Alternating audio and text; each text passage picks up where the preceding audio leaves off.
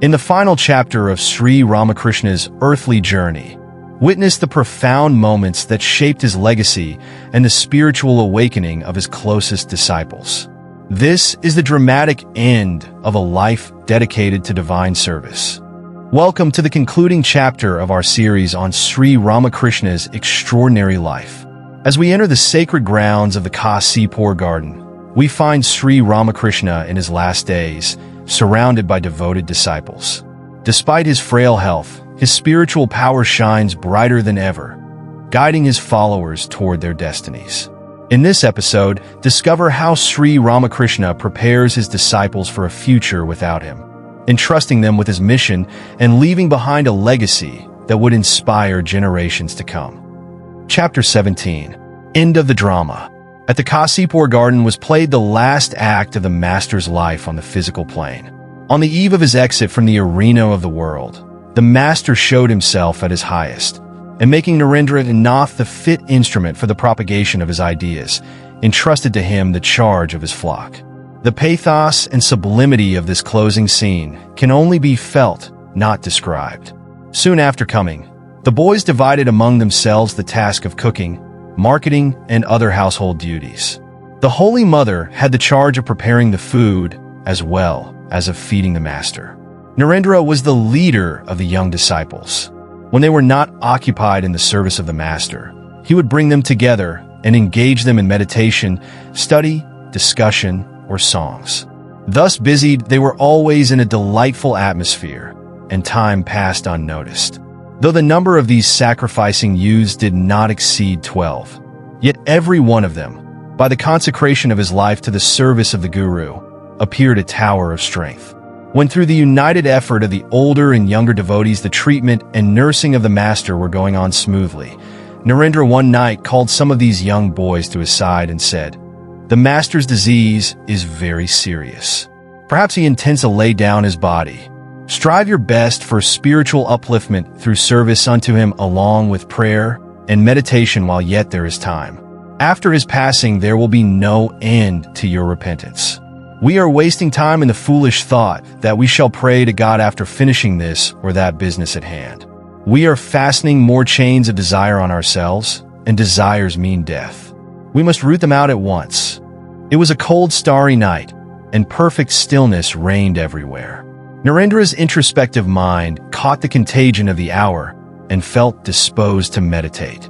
He sat under a tree, and seeing a stack of dry grass and twigs nearby, said, "Set fire to that." At this hour the monks light their meditation fire. Let us do the same and burn up our desires. The fire was lighted.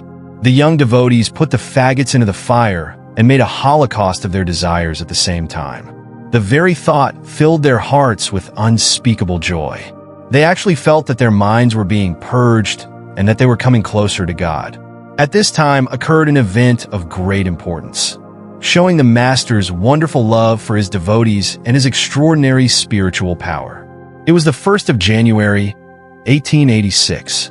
Sri Ramakrishna felt much better and wished to take a walk in the garden. It was about 3 in the afternoon. As it was a holiday, about 30 lay disciples were present, some in the hall and others under the trees. When Sri Ramakrishna came down, those in the hall saluted him and followed him at a distance as he walked slowly towards the gate. Girish, Ram, Atul, and some others also came and saluted the master. Sri Ramakrishna suddenly said to Girish, "Well, Girish, what have you found in me that you proclaim me, before all, as an incarnation?" Girish, not at all taken aback by the question, knelt before him with folded hands and said in a voice shaken with emotion, "What can an insignificant creature like me say about one whose glory even sages like Vyasa and Valmiki could not measure?" Hearing these words, spoken with the greatest intensity, Sri Ramakrishna was deeply moved and said, "What more shall I say? I bless you all. Be illumined." Saying this, he fell into a state of semi-consciousness. The devotees heard these solemn words and became mad with joy. Overwhelmed with emotion, they moved forward to take the dust of his feet and saluted him. At this manifestation of devotion, Sri Ramakrishna's mercy overstepped its bounds, and he touched them all, one by one, with appropriate blessings. This powerful touch revolutionized their minds, and the devotees, so blessed by the Master, had wonderful spiritual experiences. They, upon coming down from that state of spiritual exaltation, realized that the Master was showering his grace upon all without distinction. Sri Ramakrishna, knowing his end to be very near, was busy preparing his chief disciple, Narendranath, for the great task which was later to be his. One day the Master expressly commissioned him to look after the young devotees, saying, "I leave them in your care. See that they practice spiritual exercises and do not return home." He was thus silently training them for the monastic life. And one day, he asked Narendra and other young men to beg their food in the streets. They all went out with begging bowls in hand. The Master was overjoyed to think that before long these young men, clad in the ochre robe of the sannyasin, would go out into the world, begging their food from door to door, and confer upon humanity the highest blessings of religion. One day, Gopal Sr. expressed his desire to the Master to distribute ochre cloths and Rudraksh rosaries among sannyasins. Pointing to his young disciples, Sri Ramakrishna answered, "You won't find better monks than these anywhere. Give your clothes and things to them." Gopal placed a bundle of ochre clothes before the Master, who distributed them among his young disciples. One evening the Master made them go through a ceremony and permitted them to receive food from the houses of all irrespective of caste. Thus it was that the disciples were initiated into the monastic order by the Master himself, and the foundation of the future Ramakrishna order was laid. We have seen Narendranath's aspirations for the highest truth and his struggle to attain it. One evening, as he was meditating, it came to him quite unexpectedly. At first he felt as if a light had been placed behind his head. Then he passed beyond all relativity and was lost in the absolute. He had attained the Nirvikalpa Samadhi. When he gained a little consciousness of the world, he felt only his head but not his body. He cried out, "Ah, where is my body?" Hearing his voice, Gopal Sr. came into the room. Narain repeated the query. "Here it is, Narain," answered Gopal. When that failed to convince Narain, Gopal was terrified and hastened to inform the Master. The latter only said, "Let him stay in that state for a while. He has teased me long enough for it." After a long time, Narendra came to the consciousness of the physical world and found his brother disciples clustered about him. An ineffable peace bathed his soul. When he came to the Master, the latter said, "Now the Mother has shown you all. But this realization of yours shall be locked up for the present, and the key will remain with me. When you will have finished doing Mother's work, this treasure will again be yours." In the meanwhile, Sri Ramakrishna was sinking daily. His body was worn to a skeleton, and his diet was reduced to a minimum. All this grieved the devotees. They knew now that they were going to lose the great mainstay of their lives. When the pain was excruciating, the Master would only whisper with a smile, "Let the body and its pain take care of each other. Thou, my mind, be always in bliss." One night he whispered to Mahendra, "I am bearing all this cheerfully, because otherwise you would be weeping. If you all will say that it is better that the body should go rather than suffer this torture, I am willing." The devotees, however, begged him to ask the Divine Mother to make his body last. But he gazed at them tenderly and said, "How can I ask her for anything when my will is entirely merged in hers?" He consoled them by saying, "He, the Lord, comes with his devotees as a man, as an incarnation." The devotees again return with him. A band of minstrels appear before a house. They sing and dance and go away as suddenly as they came. Nobody knows them. In spite of failing strength, the Master continued his spiritual work. One day, he initiated Narendra with the name of Rama, which he said was his own Ishta mantra. It produced a miraculous effect. Narendra was filled with bliss, and in the intoxication of it went round and round the house, uttering the name of Rama. He was in such an exalted mood that none dared approach him. After this had gone on for hours, the other disciples grew alarmed and reported it to Sri Ramakrishna, who simply said, "Let him be. He will recover in due course." But it was 4 o'clock before Narendra regained normal consciousness. About 8 or 9 days before his passing, Sri Ramakrishna asked Yogin to read to him from the Bengali almanac the dates from the 25th Shravan. August 9th onwards. Yogin read until he came to the last day of the month. The master then made a sign that he did not want to hear any more.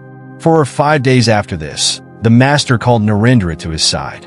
There was nobody else in the room. He made Narendra sit before him and, gazing at him, fell into samadhi.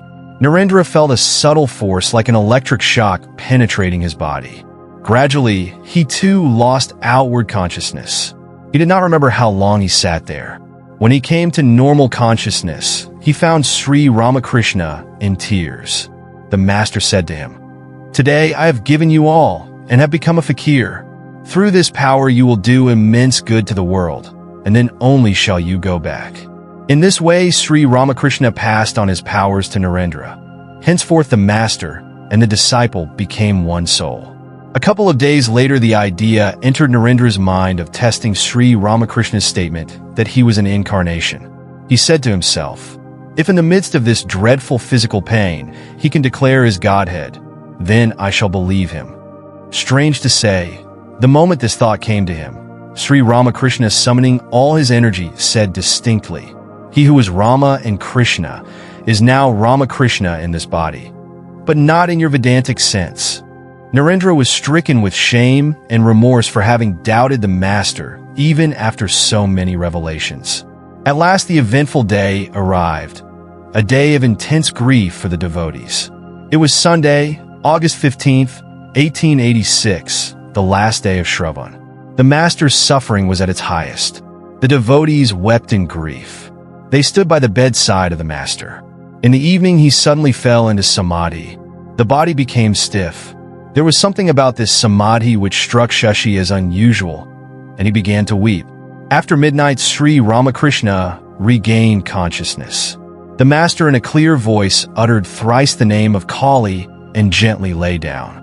Suddenly, at 2 minutes past 1, a thrill passed through the master's body, making the hair stand on end.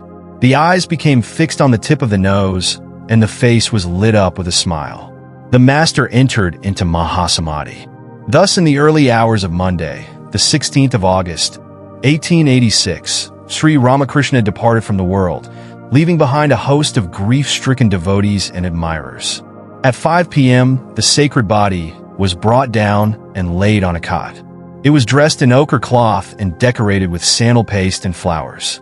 An hour later, the body was carried to the burning ghat at Cossipore, to the accompaniment of devotional music. Spectators shed tears as they saw the solemn procession pass. The body was placed on the funeral pyre, and within a couple of hours everything was finished. A calm resignation came to the devotees as they prepared to leave the cremation ground, for they all realized the master's eternal presence within. He, their Lord, was the same in the disembodied state as in the physical life. According to his own words, he had passed from one chamber to another. That was all. They put the sacred relics of the master's body into an urn and returned to the Cossipore garden, shouting victory to Bhagwan Ramakrishna. In our next episode, we explore the aftermath of Sri Ramakrishna's passing, focusing on how his disciples, led by Narendra Nath, transformed their grief into a powerful monastic brotherhood. See how they established the Brahmagor Mutt, embraced a life of renunciation, and set out on a path of intense spiritual practice that would eventually inspire the world. Don't miss this moving chapter that captures the spirit of sacrifice, unity, and devotion among Sri Ramakrishna's closest followers. Thank you for listening till the end. Please subscribe, turn on the notifications, like, comment, and share with your friends. This will help more listeners to discover our channel and content.